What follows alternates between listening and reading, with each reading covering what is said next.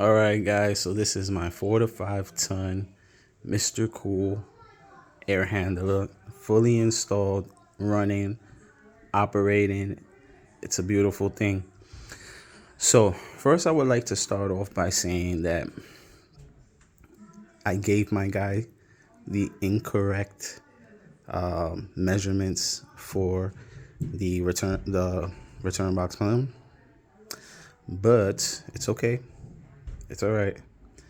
I'll probably have him cut it for me, and I'll bring it down and put a transitioning vent into the supply, which was my original plan. But again, I gave him the wrong measurements and I didn't have time to take it back to him for him to cut it because I had a mini split job that I was doing for a friend. Now, I did not go with the Mr. Cool Novak lines. They're expensive. And I have all the equipment to vacuum out my lines. So I got my lines installed, vacuumed it, brought it down to my micron level that I wanted, and held beautifully. And that's all she wrote. So the only thing I have to do is put insulation here, because since it is a heat pump, you need insulation on both sides. What else? So my drain lines, you see the way I have them installed. I haven't glued them yet because my plan is I don't want to use the filter that came with the Mr. Cool. I'm actually going to get rid of that filter that I put in temporarily, and I'm going to put a 4-inch cartridge over here. I'm going to make the slot, and then I'm going to create the filter rack and get it done. And I'll have a 4-inch one there. So as I explained to you guys before, this unit is going directly into my lower level supply vent. This vent will be servicing my first floor and my basement. So between my first floor and my basement, I have about 2,200 square feet. So that will be servicing my first floor and my basement. I'm gonna take you guys outside so that you can see the compressor. Okay, so here we are outside, and again, as I explained to you guys before, I have to insulate my liquid line.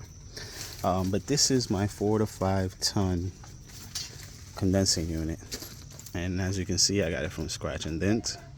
Saved a lot of money. It works beautifully. I have my disconnect here with my whip.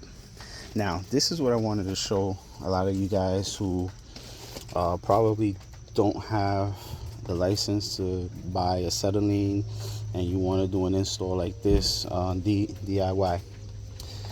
So this filter dryer here is flared. It's a bi-flow filter dryer, but it's flared. Now, the reason why I purchased it flared was because I don't do HVAC full time. I do it as a hobby. I like doing it. I like installing for friends and doing my own work. I'm a full-time elevator technician. I did go to school. I want to make that clear. I did go to school to become an HVAC technician, and I do carry a 608 license. But I don't use acetylene and oxygen often. Like when I do work for friends, I'm installing mini splits. So there's no purpose of me purchasing an acetylene tank. So I got the flared one. I wasn't gonna pay all that money for a tank if I was only gonna use it once. But anyway, this is the flared unit right here. The only downside to this is that you have more leak points, right? You have more areas for potential leaks. But it's okay. We'll deal with that if it comes. You know, I put Nylog, and I have my torque wrench. So I torqued it to the manufacturer's what they recommend, and I think that it should be fine. So flared. And again, like I said, this is my 4 to 5 ton.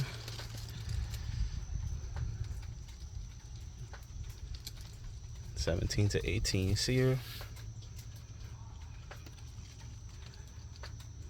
Anyway, guys, so this is another install that I did. I have another install video of mini splits that I did in my friend's house.